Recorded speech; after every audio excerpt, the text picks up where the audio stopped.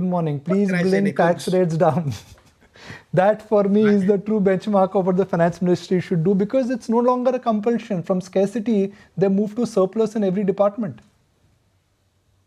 So, I'm a salaried employee like you, so I will obviously be fully in agreement with you that um, some elevation on tax rate would be nice for individuals.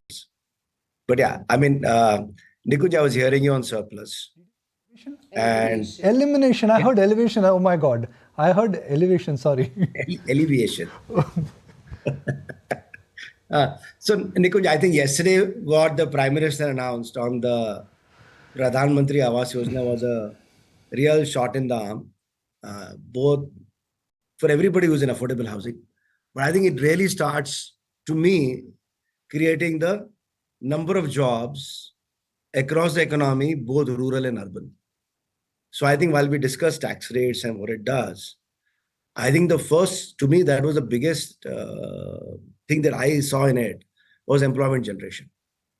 And these are very small jobs across the country, but very sustainable jobs.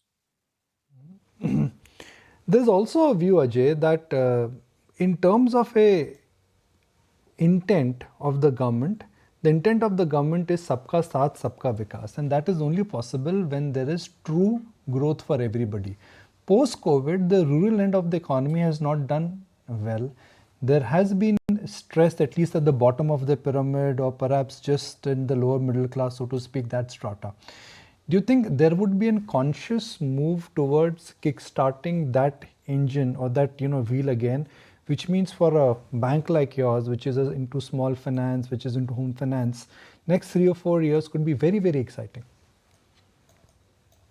See, because if you just step back and see 70% of our 68% of our economy is rural.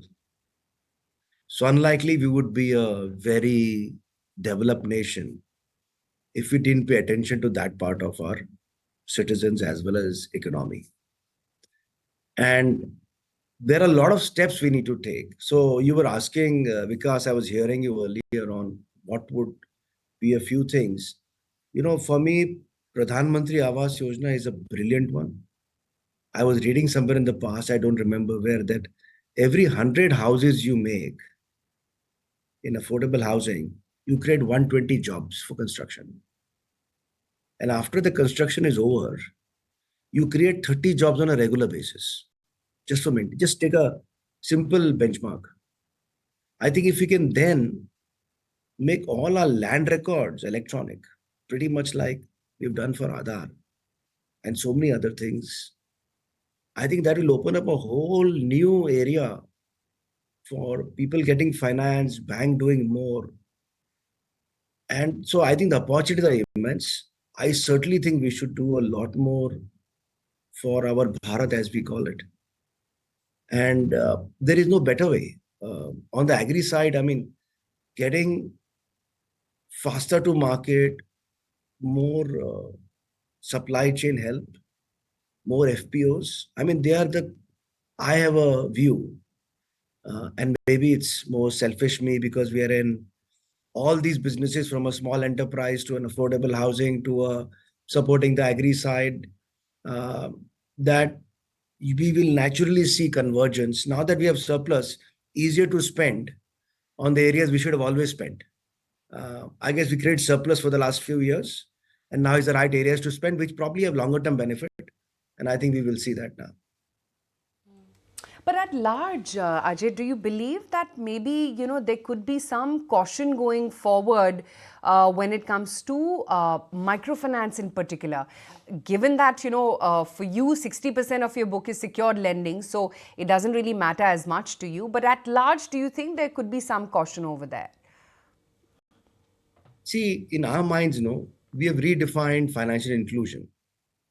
It should not be unsecured lending by itself. It should be, we should help as banks, NBFCs, lead into productive lending, not just consumption. So I can help my customer build an asset. I can help my customer for working capital for a small business. And that too is in the same customer base. So, for example, at least 60% of our customers in microfinance are small businesses. So I think we should look at MFI now in a bit more uh, sophisticated way, saying what really goes for consumption, what goes for business. And thanks to Udyam registration, I think that is coming more in the fore, which I think is silently being created. But I think we should at some point use the Udyam registration MIS and see what more we can do with it. To your point, is unsecured lending, especially in microfinance, something that we should be careful of? I would tend to agree, because any industry which goes at such a very fast pace, and that too unsecured in nature, with customers whose balance sheet may not be entirely strong, always, I mean, the banker's advice would be prudence. Yeah, don't grow it too fast. Grow it carefully. Don't leverage customers.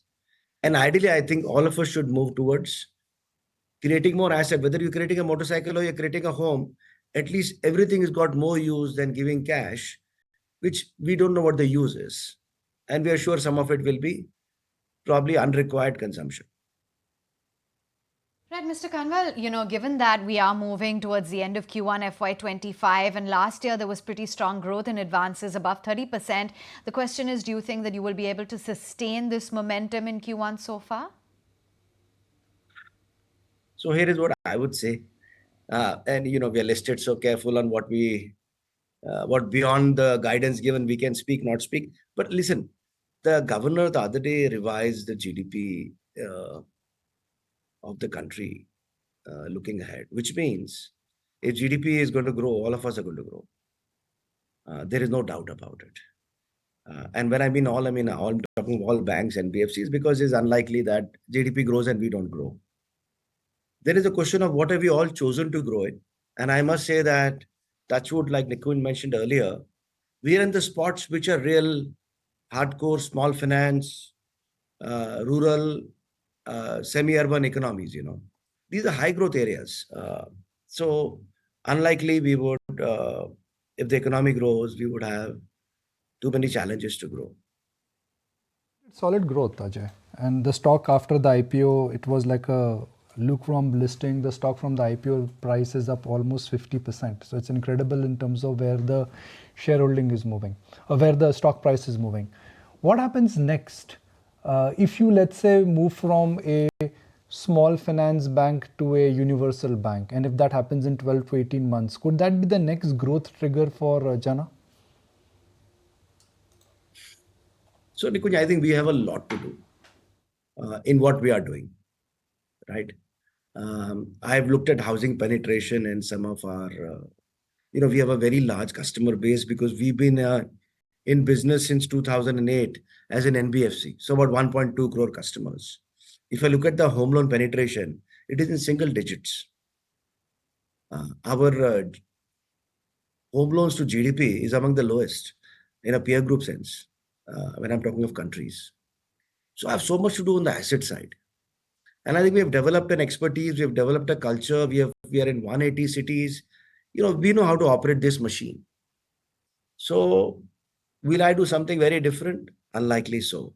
On the asset side, I think on the liability side is where the universal bank will be a very big help to us, because we do even today, while we have now been over 6 years as a small finance bank and we are listed and all of, so is my peer group of small finance banks, and we have grown a lot. I still think we pay a bit of premium for liabilities. And I think our premium will come down that we pay customers. I think our growth rate will be more, while our growth rate is very strong. We grew about 36% last year just on liabilities. I do think we'll have more sustainable growth if the word small finance changes to a universal. Our bias really, Nikunj, then is to serve underserved. And when I say underserved, it doesn't mean people are only economically poor. We think there's a lot of opportunity in the MSME segment, both in inland trade, financing them, and helping them grow as we really want. See, economy goes 5 trillion, unlikely the small and medium enterprise won't require bank support. We are developing models, interest, focus, and that area. We think margins are good. We think if you do a secured business, which is eminently possible, or you short-term supply chain vendor finance, which are very more secure in nature because very end-use controlled. There is a lot of business there.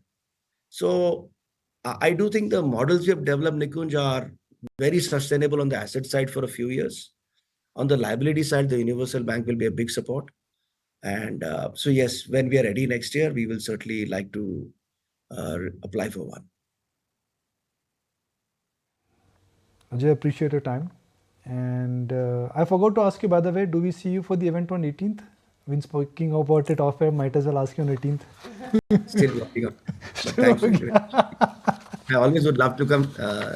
But yeah, still working on it. All right, Thank I you look forward. I look forward to host you. Thank you very much. If you like this video, then like, share and subscribe to ET Now.